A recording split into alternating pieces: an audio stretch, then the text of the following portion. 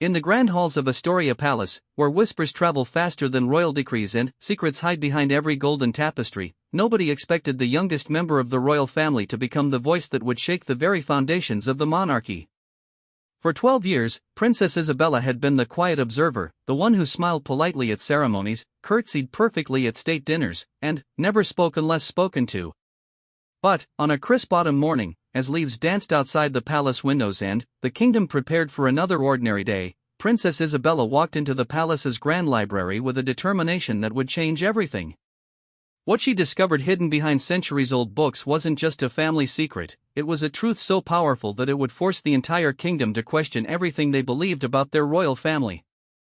The young princess, with her copper curls catching the morning sunlight and her emerald eyes blazing with newfound purpose, was about to break a silence that had lasted for generations.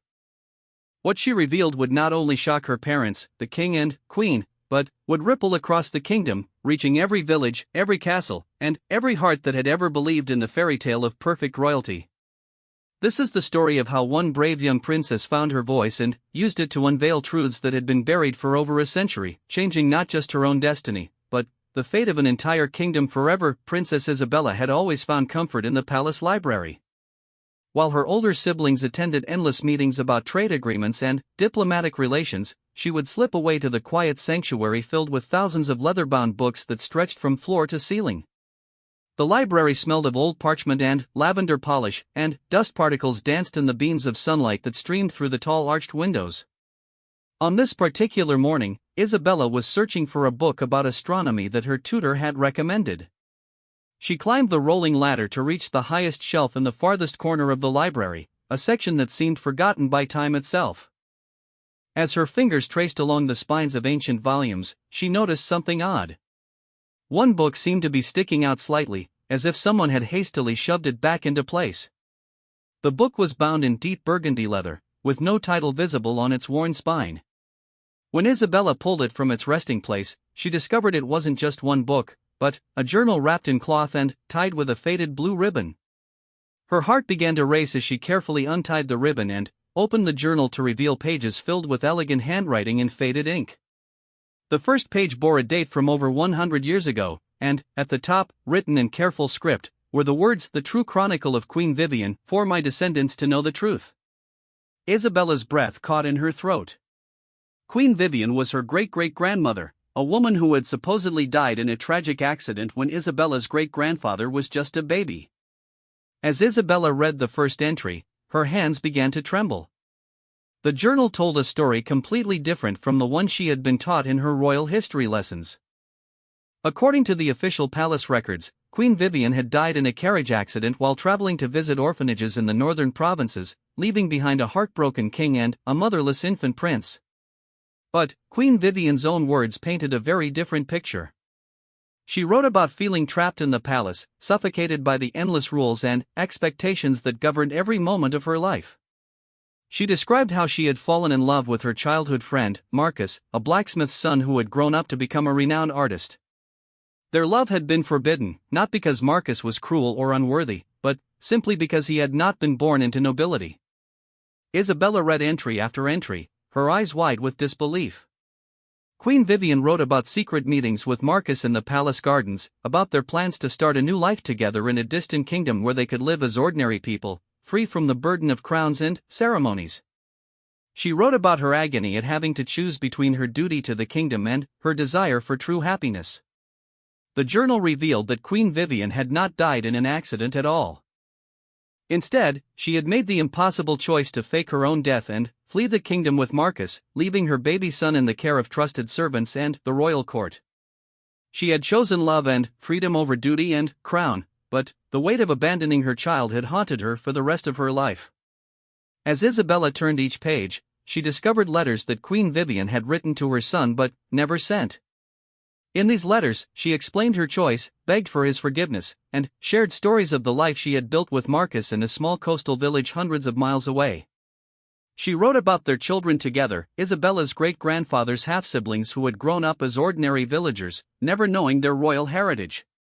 The final entry in the journal was dated just 5 years before Isabella's birth. Queen Vivian, now an elderly woman, wrote about her deepest regret, that she had never found the courage to tell her family the truth.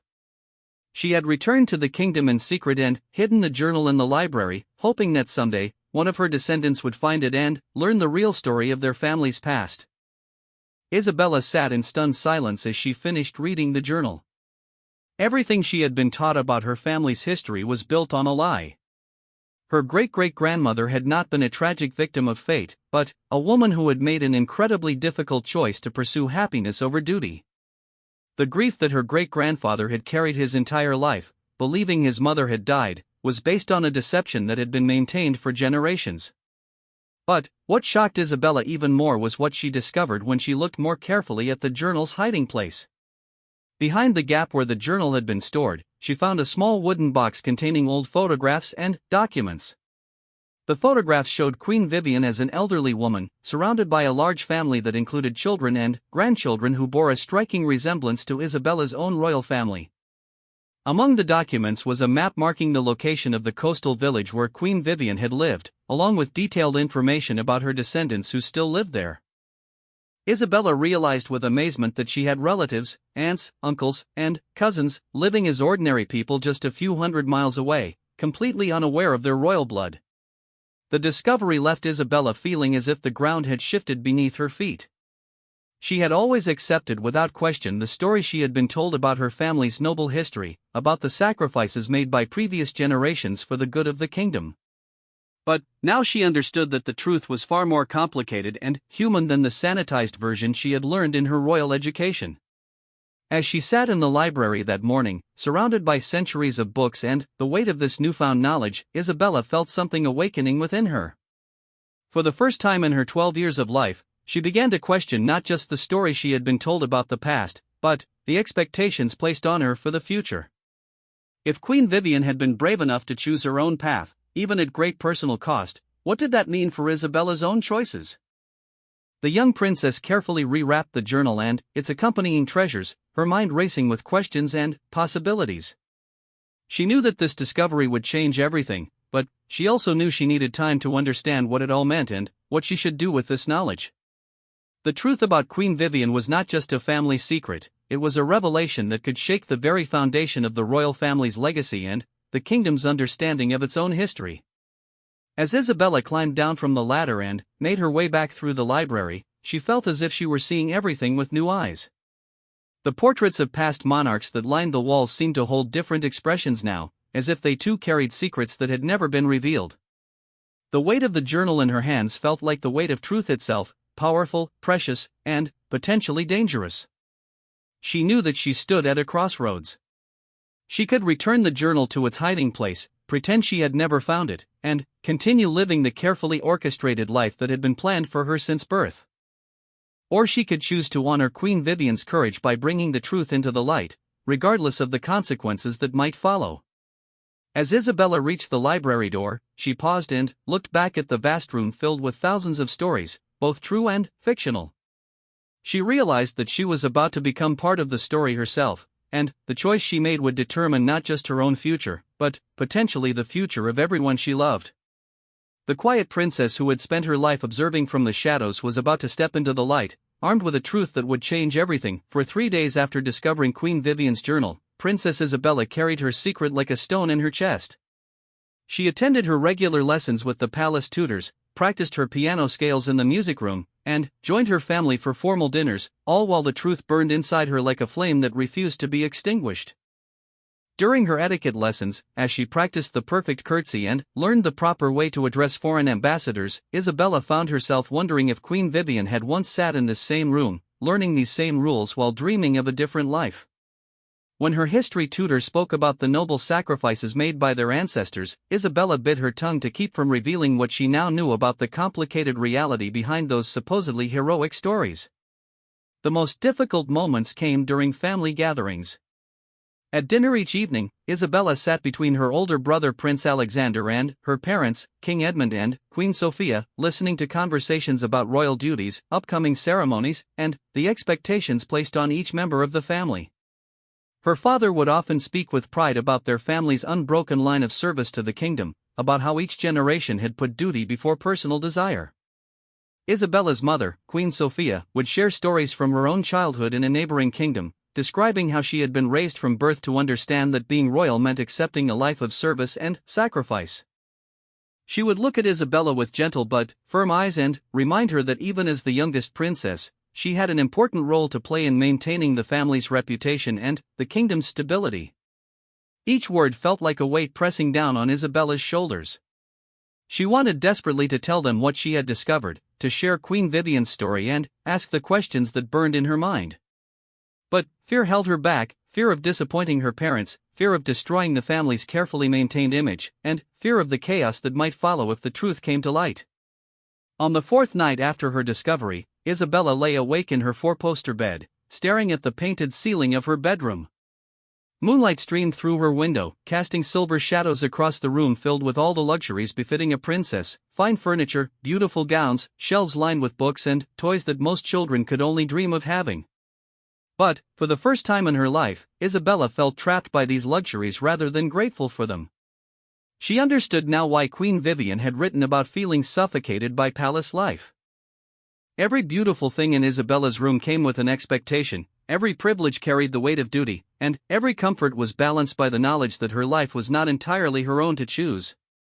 Unable to sleep, Isabella slipped out of bed and made her way quietly through the palace corridors to the library. The familiar smell of old books and lavender polish welcomed her as she lit a small candle and retrieved Queen Vivian's journal from its hiding place. She had read it several times already, but she hoped that reading it again might help her decide what to do with the knowledge she now possessed. As she reread Queen Vivian's words by candlelight, Isabella began to notice details she had missed before. The queen had not made her choice lightly or selfishly. She had agonized over the decision for months, weighing her love for Marcus and her desire for freedom against her duty to her son and her kingdom. She had consulted with trusted advisors who had sworn to keep her secret, and she had made careful arrangements to ensure that her departure would not harm the kingdom's stability. Most importantly, Queen Vivian had left behind detailed instructions for how the kingdom should be governed in her absence, and she had established a secret fund to support various charitable causes throughout the realm. Even in choosing to leave, she had tried to continue serving her people in her own way. Isabella found herself thinking about her own life and the choices that lay ahead of her. Unlike her older brother Alexander, who would inherit the throne and whose path was clearly defined, Isabella's future was more uncertain. She was expected to marry well, to support her brother's reign, and to represent the royal family with grace and dignity, but the specific details of how her life would unfold were still being determined. For the first time, Isabella began to seriously consider what she actually wanted for herself. Did she want to spend her life attending ceremonies and state functions, always wearing a carefully practiced smile? Did she want to marry someone chosen for political advantage rather than love? Did she want to raise her own children in the same gilded cage that sometimes felt like a prison? As these thoughts swirled through her mind, Isabella heard soft footsteps in the corridor outside the library. Panic shot through her as she quickly extinguished her candle and hid Queen Vivian's journal behind her back. The library door opened slowly, and, to her surprise, her older brother Alexander stepped inside carrying his own candle. "Isabella?" Alexander's voice was gentle but concerned. "What are you doing here so late?" Isabella's heart raced as she tried to think of an excuse, but, looking at her brother's kind face in the flickering candlelight, she felt the weight of her secret becoming unbearable. Alexander had always been her closest friend in the royal family, the one person who seemed to understand the pressures they both faced as members of the royal household. "I couldn't sleep," Isabella said softly, which was true even if it wasn't the complete truth. Alexander moved closer and relit her candle with his own. "I've noticed you've seemed troubled these past few days. Is something wrong?" For a moment, Isabella wavered on the edge of revealing everything. But then, she thought about the consequences that might follow, not just for herself but for Alexander, who would one day be king and would have to deal with any scandal or upheaval that resulted from the truth about Queen Vivian. "I've just been thinking about our family," Isabella said carefully. "About the stories we've been told and whether they're really complete." Alexander raised an eyebrow and sat down in one of the library's comfortable reading chairs, gesturing for Isabella to join him. "That's a very thoughtful question for someone your age." What kind of stories do you mean? Isabella chose her words carefully. The stories about our ancestors. About the choices they made and the sacrifices they accepted. Do you ever wonder if we really know the whole truth about them? Alexander was quiet for a moment, his expression thoughtful. I think every family has stories that become simplified over time, he said finally. The real people behind the legends were probably much more complicated than the versions we learn about in our history lessons. But, what if some of the stories we've been told aren't just simplified? What if they're actually wrong? Isabella pressed, her voice barely above a whisper. Alexander leaned forward, studying his sister's face in the candlelight. Isabella, have you discovered something? You seem like you're carrying a heavy burden. The temptation to tell him everything was almost overwhelming. Isabella trusted Alexander more than anyone else in the world, and she knew he would listen to her without judgment. But she also knew that sharing this knowledge would burden him with the same difficult choices she was now facing. I've just been thinking about what it means to be royal, Isabella said instead. About whether doing our duty always means we have to give up the things that would make us happy. Alexander reached over and took his sister's hand. It's a difficult balance, he admitted. Sometimes I think about the life I might have chosen if I hadn't been born to be king. But, then, I remember all the good we can do in these positions, all the people we can help and protect. But, what if someone in our family chose differently? Isabella asked. What if someone decided that their personal happiness was more important than their royal duty? Would that make them selfish, or would it make them brave? Alexander considered this question seriously before answering. I think it would depend on how they went about it and what consequences their choice had for others. A person who abandoned their responsibilities without regard for the harm it might cause would be selfish. But someone who found a way to choose happiness while still caring for the people who depended on them might indeed be brave. Isabella felt a spark of hope at her brother's words. Perhaps the truth about Queen Vivian didn't have to be seen as a betrayal or a scandal. Perhaps it could be understood as a complex human story about a woman who tried to balance impossible competing demands. Alexander, Isabella said slowly, if you discovered something about our family's history that changed everything we thought we knew about ourselves, would you want to know the truth, even if it was difficult? Alexander squeezed his sister's hand. I would want to know, he said without hesitation. Truth is always better than comfortable lies, even when it's painful. Our family's strength comes from facing reality, not from hiding from it. As Isabella looked at her brother's earnest face, she realized that she had her answer. Queen Vivian had hidden the truth because she feared the consequences, but her fear had created a lie that had lasted for generations.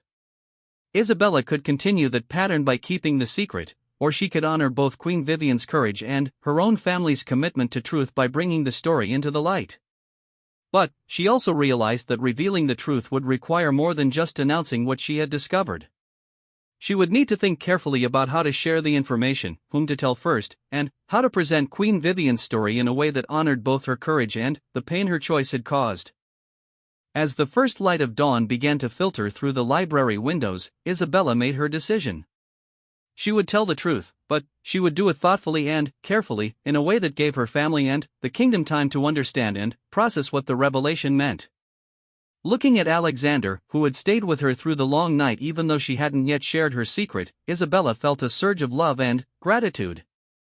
Whatever challenges lay ahead, she knew she wouldn't have to face them alone. The opportunity Isabella had been both hoping for and dreading came 2 weeks later, during the kingdom's annual harvest festival. This was one of the most important celebrations of the year, when the royal family would appear together on the palace balcony to address the thousands of citizens who gathered in the courtyard below.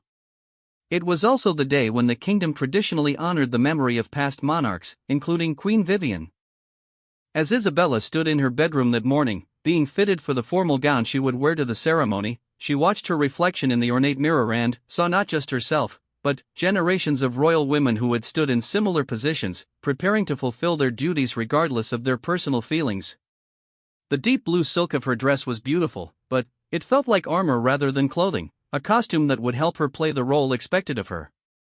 Her lady-in-waiting, Margaret, was arranging Isabella's copper curls into an elaborate style befitting a princess, when Isabella's mother, Queen Sophia, entered the room.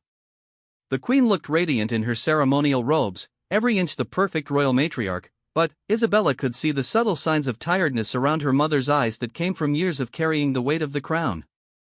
"Are you ready for today's ceremony?" Queen Sophia asked, adjusting a small detail on Isabella's dress. "The speech your father will give about our family's legacy is particularly meaningful this year. It's important that we all present ourselves with dignity and grace." Isabella nodded, her throat feeling tight. She had been practicing her own small part in the ceremony, a brief statement about how honored she felt to carry on the family tradition. But, now, with Queen Vivian's journal hidden in her private study and the truth burning in her heart, those rehearsed words felt like lies. "Mother," Isabella said carefully, "when you speak about our family's legacy, do you ever wonder if there are parts of our history that we don't know about?" Queen Sophia paused in her adjustment of Isabella's sleeves and looked at her daughter with curiosity. "What do you mean, dear?" "I mean, the stories we tell about our ancestors, are we certain they're complete? People are complicated, and sometimes the official versions of events might not include everything that really happened." A flicker of something crossed Queen Sophia's face, surprise, perhaps, or recognition. For a moment, Isabella wondered if her mother might know more about the family's hidden history than she had let on. But, then, the Queen's expression smoothed back into its usual composed mask. "Our family's historians are very thorough," Queen Sophia said diplomatically. "But, you're right that people are complex. The important thing is not whether every detail of every story is perfect, but whether we honor the values and principles that have guided our family for generations." Isabella felt a surge of frustration at her mother's careful, diplomatic answer. It was the kind of response that revealed nothing while seeming to say something meaningful, exactly the type of royal doublespeak that Isabella was beginning to understand had been used to maintain comfortable lies for far too long. After her mother left, Isabella sat alone in her room, looking out the window at the crowds already beginning to gather in the palace courtyard. Thousands of people had traveled from across the kingdom to participate in the Harvest Festival, and many of them would specifically attend the ceremony honoring Queen Vivian's memory. They would listen respectfully as King Edmund spoke about his great-grandmother's tragic sacrifice, never knowing that the woman they were honoring had actually chosen love over duty and had lived a full life far from the palace walls. The irony was almost unbearable. Here was an entire kingdom preparing to mourn a woman who had not died tragically at all, but who had found the courage to choose happiness over expectation. Meanwhile, Isabella was expected to stand beside her family and participate in perpetuating a lie that had shaped their understanding of royal duty for over a century. As Isabella made her way to the great hall where the royal family would gather before the public ceremony, she found herself thinking about Queen Vivian's descendants who were still living in that coastal village, unaware of their royal heritage. They were probably ordinary people leading ordinary lives, shopkeepers, teachers, fishermen, perhaps, who had never had to question whether their personal desires were compatible with their family obligations. The great hall was buzzing with activity as various members of the royal household made final preparations for the ceremony. Isabella's father, King Edmund, was reviewing his speech one last time, while Alexander stood nearby in his formal uniform, looking every inch the future king. Other relatives, courtiers, and palace officials moved through the room with the practiced efficiency of people who had participated in countless such events. Isabella took her place beside Alexander, who gave her a reassuring smile. Over the past 2 weeks, since their conversation in the library, he had been especially attentive to her moods, clearly sensing that she was wrestling with something important but respecting her privacy enough not to press for details. "Are you all right?" Alexander asked quietly. "You look like you're preparing for battle rather than a ceremony." "Maybe I am," Isabella replied, her voice barely audible over the bustle in the room. Before Alexander could ask what she meant, a palace official announced that it was time to proceed to the balcony. The royal family formed their traditional processional order, with King Edmund and Queen Sophia leading, followed by Alexander and Isabella, and then various other relatives and courtiers. As they walked through the palace corridors toward the balcony that overlooked the main courtyard, Isabella could hear the sound of thousands of voices outside, all gathered to participate in a ceremony built on a foundation of lies.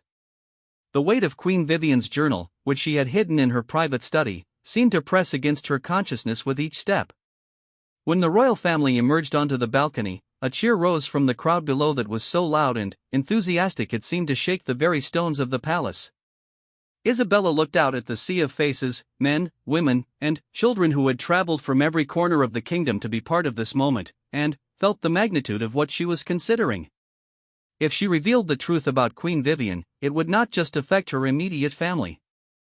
It would ripple out to touch every person in that crowd, challenging their understanding of the royal family they had been taught to revere and potentially undermining their faith in the institution of monarchy itself. King Edmund stepped forward to address the crowd, his voice carrying clearly across the courtyard as he began the traditional speech honoring the harvest season and the kingdom's history. Isabella listened as her father spoke about the values that had guided their family for generations: duty, sacrifice, and service to the people. "We gather today not just to celebrate the abundance of our harvest," King Edmund declared, "but to remember those who came before us, whose sacrifices made our prosperity possible. We think especially of my great-grandmother, Queen Vivian, whose tragic loss reminds us that even royalty must sometimes pay the highest price in service to the kingdom." The crowd listened in respectful silence as the king continued his tribute to Queen Vivian, painting her as a martyr who had died serving others. Isabella felt her hands clench into fists at her sides as she heard the familiar story that she now knew to be completely false. Queen Vivian's legacy teaches us that true nobility comes not from birth alone, but from the willingness to put the needs of others before our own desires, the king continued. Her memory inspires us to continue the tradition of selfless service.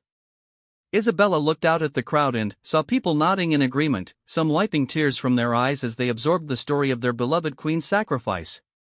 She realized that Queen Vivian had become more than just a person in their collective memory. She had become a symbol of royal virtue, a perfect example of what it meant to choose duty over personal happiness. But Isabella also realized that this symbolic version of Queen Vivian was doing harm as well as good. How many people in the kingdom had made difficult choices about their own lives based partly on the belief that true virtue required complete self-sacrifice? How many had given up their own chances at happiness because they believed that duty and personal fulfillment were incompatible? As her father's speech drew to a close, Isabella felt a clarity settling over her that she had never experienced before. She understood now that revealing the truth about Queen Vivian was not just about correcting a historical inaccuracy. It was about offering the kingdom a more complete and honest understanding of what it meant to be human, royal or not. When King Edmund finished speaking and stepped back, there was a moment of respectful silence before the crowd would begin to disperse. It was in that moment of quiet that Isabella stepped forward, her heart pounding so hard she was sure everyone on the balcony could hear it. "Father," she said, her voice clear and steady despite her nervousness, "may I say something to the people?" King Edmund looked surprised. This was not part of the planned ceremony, and Isabella had never before requested to address the crowd directly. But, seeing the determination in his daughter's eyes, he nodded and stepped aside. Isabella moved to the front of the balcony and looked out at the thousands of faces below. For a moment, the magnitude of what she was about to do threatened to overwhelm her, but then, she thought of Queen Vivian's journal, hidden away for generations while an entire kingdom built their understanding of royal duty on a lie. "People of Astoria," Isabella began, her voice carrying clearly across the courtyard, "I stand before you today not just as your princess, but as someone who has recently learned that our understanding of our family's history is incomplete." A murmur ran through the crowd at this unexpected development. Behind Isabella, she could feel the tension radiating from her family members, but she did not look back. She had made her choice, and now she would follow through with the same courage that Queen Vivian had shown more than a century before. "Today, I want to share with you a story about Queen Vivian that has never been told," Isabella continued, her voice growing stronger with each word. "A story about a woman who faced an impossible choice and found the courage to choose love and truth over duty and deception." The silence that followed Isabella's opening words was so complete that she could hear the autumn wind rustling through the banners that decorated the palace balcony. Thousands of faces looked up at her, filled with curiosity and confusion. Behind her, Isabella could sense her family's shock and concern, but she had crossed the point of no return. 2 weeks ago, Isabella continued, her voice steady and clear, "I discovered something hidden in our palace library that has changed everything I thought I knew about our family. Queen Vivian did not die in a carriage accident as we have always been told.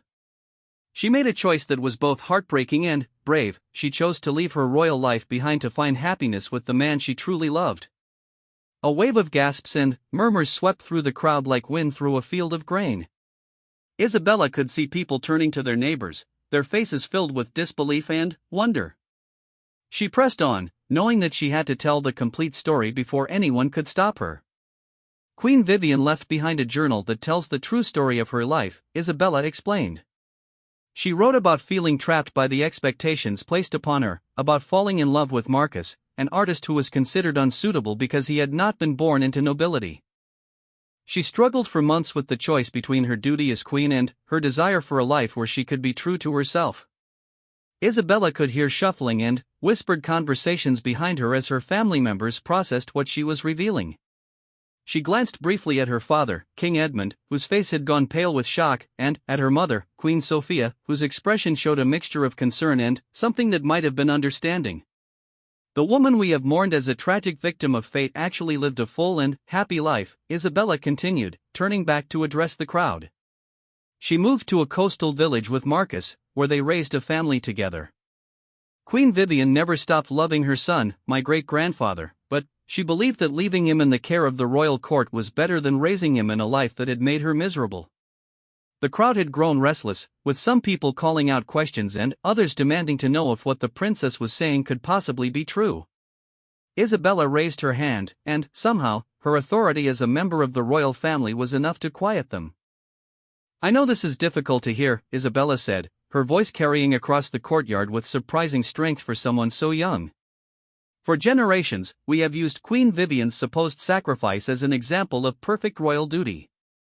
But the truth is more complicated and, I believe, more valuable than the story we have been telling." Isabella looked out at the sea of faces and saw the full range of human emotion reflected back at her: shock, anger, confusion, curiosity, and, in some cases, something that looked like relief or recognition. She realized that she was not just telling them about Queen Vivian, she was giving them permission to question the stories they had been told about what constituted a good and noble life. Queen Vivian's journal shows a woman who tried desperately to find a way to honor both her duties and her heart, Isabella continued. She did not abandon her responsibilities lightly. She made arrangements for the kingdom's governance, she established funds to continue supporting charitable causes, and she left detailed instructions for her son's care. She found a way to choose happiness while still trying to serve others. Behind Isabella, she heard her father clear his throat, a signal that he wanted to step in and end her impromptu speech. But Isabella was not finished, and she had come too far to stop now. "The truth about Queen Vivian teaches us something important," Isabella said, her voice rising with passion. "It teaches us that being noble and good does not require us to sacrifice everything that makes us happy. It teaches us that sometimes the most courageous thing we can do is choose love over expectation, authenticity over pretense, and truth over comfortable lies." The crowd was now buzzing with intense conversation, but Isabella could see that many people were listening intently to her words. She thought about all the individuals in that crowd who might be facing their own difficult choices between duty and desire, and she felt a surge of determination to finish what she had started. "I found Queen Vivian's journal hidden in our library, along with information about her descendants who still live in our kingdom today," Isabella announced. "She has great-grandchildren and great-great-grandchildren living as ordinary citizens, unaware of their royal heritage, who have built good lives following their own hearts rather than inherited expectations." This revelation caused the biggest stir yet. Isabella could see people throughout the crowd pointing and whispering, trying to imagine whether they might know someone who could be descended from the lost queen. The idea that royal blood might be flowing through the veins of bakers, farmers, and fishermen seemed to both thrill and unsettle the gathered citizens. "Your Highness," came a voice from the crowd, belonging to an elderly man near the front, "if what you say is true, what does this mean for our understanding of the royal family? How can we trust the other stories we have been told?" Isabella had been expecting this question, and she was ready with an answer. "It means that our family, like all families, is made up of real people who faced difficult choices and sometimes made mistakes," she said. "It means that we should value truth more than perfect appearances, and that we should judge people by their intentions and their efforts to do good, not by whether they followed every rule that was expected of them." Another voice called out from the crowd, this one belonging to a middle-aged woman, "But, Princess, if Queen Vivian abandoned her duties, how do we know that other members of the royal family won't do the same? How can we trust you to put our needs before your own desires?" This was the question that cut to the heart of everything Isabella had been wrestling with since finding the journal. She took a deep breath before answering. "You can trust us because we are choosing to tell you the truth, even when it is difficult and complicated," Isabella replied. Queen Vivian's story does not excuse abandoning responsibility. Instead, it shows us that we need to find better ways to balance service to others with being true to ourselves. It challenges us to create a kind of leadership that does not require the complete sacrifice of human happiness. As Isabella spoke these words, she felt a hand on her shoulder. She turned to see her brother Alexander stepping up beside her, his face serious but supportive. To her surprise, he moved to the front of the balcony and addressed the crowd himself. "My sister speaks the truth," Alexander said, his voice carrying the authority of a future king. "I have read Queen Vivian's journal, and, while the story it tells is different from what we believed, it does not diminish her character or her love for this kingdom. It shows us a woman who tried to find a way to honor both her responsibilities and her humanity." Isabella felt a surge of gratitude toward her brother, but she was even more surprised when her mother, Queen Sophia, also stepped forward. The queen's face was pale, but her expression was determined. "There is something else you should know," Queen Sophia said, her voice trembling slightly but carrying clearly across the courtyard. "I have known parts of this story for years. When I married into this family, I found references to Queen Vivian's true fate in some private family papers. I chose to keep the secret because I feared the damage the truth might do to the institution of monarchy." The crowd erupted in surprised voices at this admission. Isabella stared at her mother in shock, realizing that Queen Sophia had been carrying her own burden of hidden truth for decades. "But, my daughter is right," Queen Sophia continued, raising her voice over the noise from the crowd. "Keeping this secret has not protected anyone.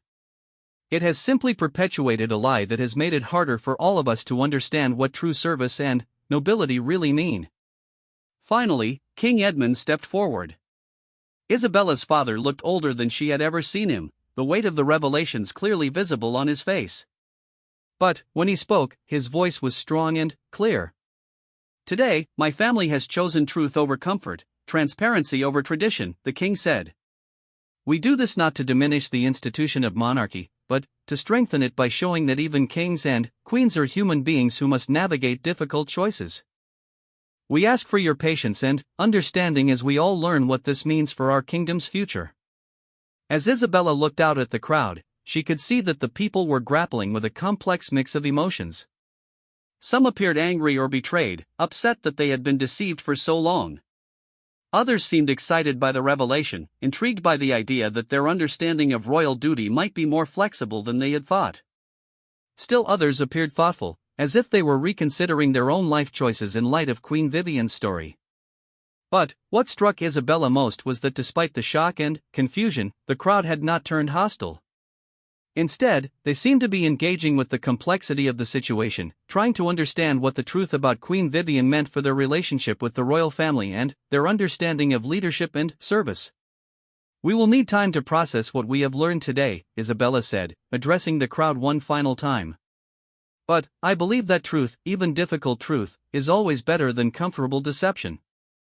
Queen Vivian's real story does not make her less worthy of our respect, it makes her more human, more relatable, and, ultimately more inspiring." As the royal family prepared to leave the balcony, Isabella felt both exhausted and exhilarated. She had done what she set out to do, she had told the truth about Queen Vivian and challenged the kingdom to think differently about duty, service, and the meaning of a noble life. The consequences of her choice would undoubtedly unfold over the coming days, weeks, and months, but she felt no regret.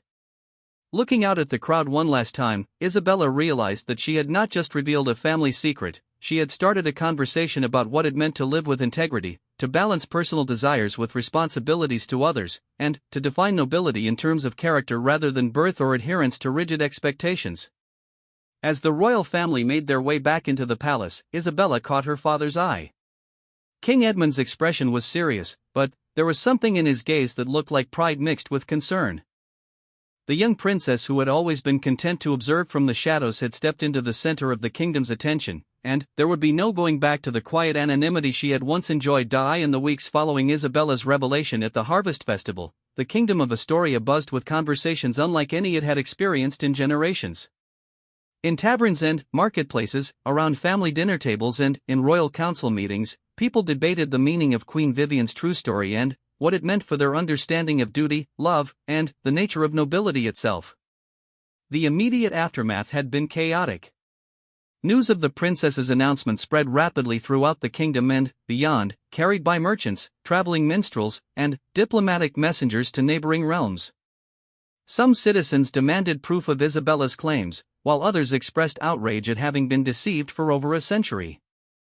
A few even called for the royal family to abdicate, arguing that if they could lie about Queen Vivian, they could not be trusted with any other matters of state. But King Edmund, supported by Queen Sophia and both of his children, made a decision that surprised many observers. Rather than trying to minimize the revelation or dismiss it as a misunderstanding, the royal family chose to embrace complete transparency.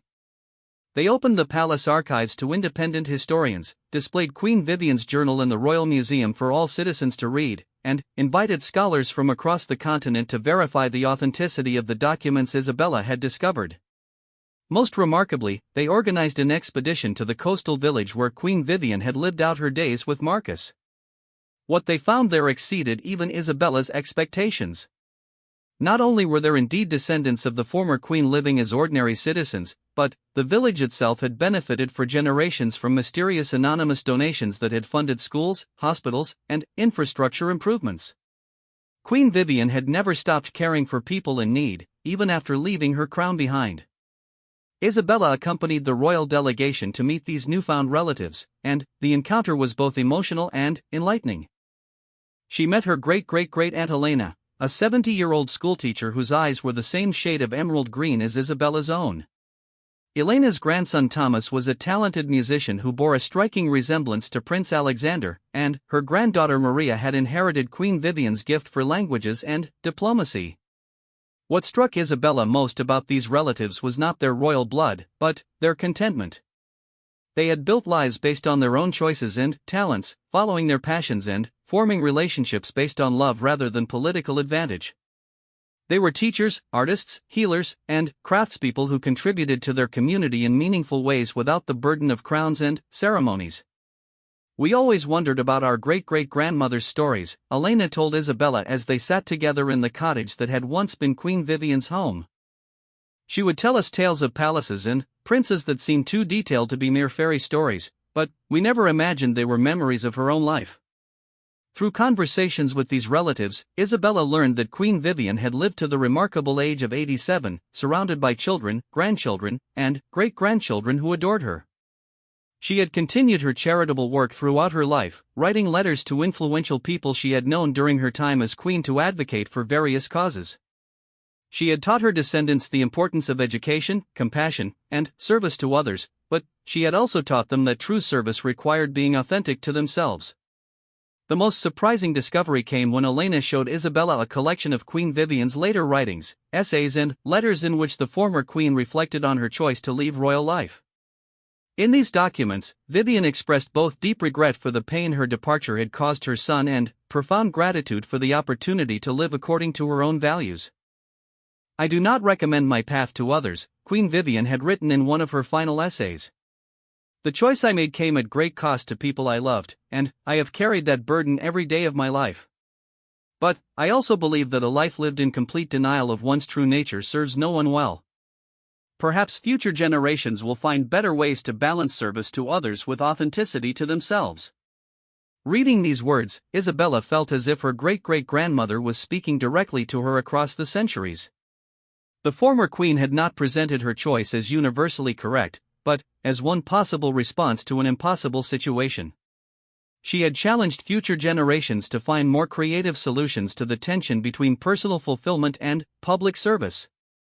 When Isabella returned to the palace, she found that the kingdom's response to the truth about Queen Vivian had evolved beyond the initial shock and anger. Citizens were engaging in deeper conversations about the nature of leadership, the meaning of sacrifice, and the relationship between individual happiness and collective good. Some of these conversations were difficult and contentious, but they were also more honest and substantive than the superficial discussions of royal virtue that had dominated public discourse for generations. Perhaps most significantly, Isabella discovered that her revelation had inspired other people throughout the kingdom to examine the stories they had been telling themselves about duty and desire. Letters poured into the palace from citizens sharing their own struggles with impossible choices, their gratitude for permission to question inherited expectations, and their hopes for a more nuanced understanding of what it meant to live a good life. A young woman from a farming family wrote about her desire to become a scholar, despite her parents' insistence that her duty was to marry and continue working the family land. A middle-aged merchant described his dream of becoming a teacher, which he had suppressed for decades because he believed his obligation was to maintain the family business. An elderly craftsman shared his story of a lifelong love affair that he had hidden because his partner was considered socially unsuitable. Reading these letters, Isabella realized that Queen Vivian's story had become a catalyst for broader conversations about authenticity, choice, and the relationship between individual dreams and social expectations. The kingdom was beginning to consider whether there might be ways to honor both personal fulfillment and community responsibility, rather than treating them as mutually exclusive. The royal family's response to this groundswell of reflection was to establish what they called the Truth and Reconciliation Commission for Royal History. This body, composed of historians, philosophers, religious leaders, and ordinary citizens, was tasked with examining other aspects of the kingdom's past that might have been simplified or distorted over time. They were also charged with developing recommendations for how the royal family could serve the kingdom while also maintaining their humanity and authenticity. Isabella was invited to serve on this commission, despite her youth, in recognition of her role in sparking the broader conversation about truth and leadership. Working alongside scholars and citizens from across the kingdom, she helped to develop new approaches to royal education that emphasized critical thinking and ethical reasoning rather than unquestioning obedience to tradition. One of the Commission's most important recommendations was the establishment of a new royal tradition called the Annual Day of Truth, when members of the royal family would share honest reflections on their struggles, mistakes, and growth with the citizens of the kingdom. This was not meant to be a day of confession or self-flagellation, but rather an opportunity for authentic dialogue between leaders and the people they served. The first Annual Day of Truth, held 6 months after Isabella's revelation about Queen Vivian, drew thousands of citizens to the palace courtyard. But, unlike the formal ceremony of the Harvest Festival, this gathering had the atmosphere of a community conversation. King Edmund spoke honestly about the burden of maintaining family secrets and his fear of disappointing people's expectations. Queen Sophia shared her struggle with the isolation that came from always having to appear perfect and composed. Prince Alexander discussed his anxieties about becoming king and his desire to find ways to lead that honored both tradition and innovation. When it was Isabella's turn to speak, she talked about the loneliness she had felt as the quiet princess and her discovery that speaking truth, even difficult truth, had brought her closer to her family and her kingdom rather than driving them apart. She also announced her decision to spend part of each year living and working in different communities throughout the kingdom, learning firsthand about the challenges and joys of ordinary life. Queen Vivian's story taught me that there is no single right way to serve others, Isabella told the gathered crowd. But I believe that whatever path we choose, it must be grounded in honesty, compassion, and genuine connection with the people around us. I want to be a princess who truly knows her people, not just as subjects to be governed, but as fellow human beings trying to build meaningful lives. The response to this new approach to royal leadership was overwhelmingly positive, both within the Kingdom of Astoria and in neighboring realms. Other royal families began to adopt similar practices of transparency and authenticity, recognizing that in an age of increasing communication and education, people were no longer satisfied with distant, idealized monarchs. But perhaps the most meaningful change for Isabella was in her relationship with her own family. The process of revealing Queen Vivian's truth had brought the royal family closer together, creating space for honest conversations about their fears, dreams, and struggles. King Edmund began including Isabella in more political discussions, valuing her perspective and her gift for seeing situations from multiple angles. Queen Sophia started sharing more of her own story with her daughter, including the challenges she had faced adapting to royal life and the compromises she had made along the way. Most importantly, Prince Alexander began working with Isabella to develop what they called the Vivian Principles, guidelines for royal service that honored both duty to the kingdom and authenticity to oneself.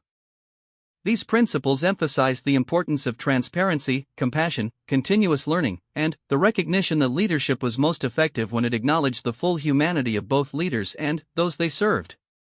As Isabella reflected on the transformation that had taken place in her kingdom and in her own life, she often returned to Queen Vivian's journal, now displayed in the Royal Museum where any citizen could read it. The former queen's words continued to inspire not just Isabella, but thousands of visitors who found in her story a more complex and, ultimately more hopeful understanding of what it meant to live with integrity. Standing in the museum one evening, reading Queen Vivian's final entry by lamplight, Isabella felt a deep sense of gratitude for her great-great-grandmother's courage. By choosing love over expectation and eventually finding the strength to leave behind her story for future generations to discover, Queen Vivian had given Isabella and the entire kingdom a precious gift, the permission to be fully human while still striving to serve others. The quiet princess who had once felt trapped by expectations and traditions had found her voice, and, in doing so, she had helped an entire kingdom discover new possibilities for what leadership, service, and nobility could look like in a more honest and connected world. Queen Vivian's legacy was no longer the false story of tragic sacrifice, but the true story of a woman who had refused to accept that duty and happiness were incompatible, and whose courage had inspired future generations to seek more authentic and sustainable ways of serving the common good. As Isabella left the museum that evening and walked through the palace gardens where Queen Vivian had once met secretly with Marcus, she felt the presence of her ancestor not as a burden of inherited expectations, but as a source of ongoing inspiration. The story was far from over. There would be new challenges, difficult decisions, and ongoing work to build a kingdom where truth and compassion could flourish together. But Isabella faced the future with confidence, knowing that she had learned the most important lesson Queen Vivian had to offer, that the greatest service we can provide to others is to live with courage, authenticity, and love.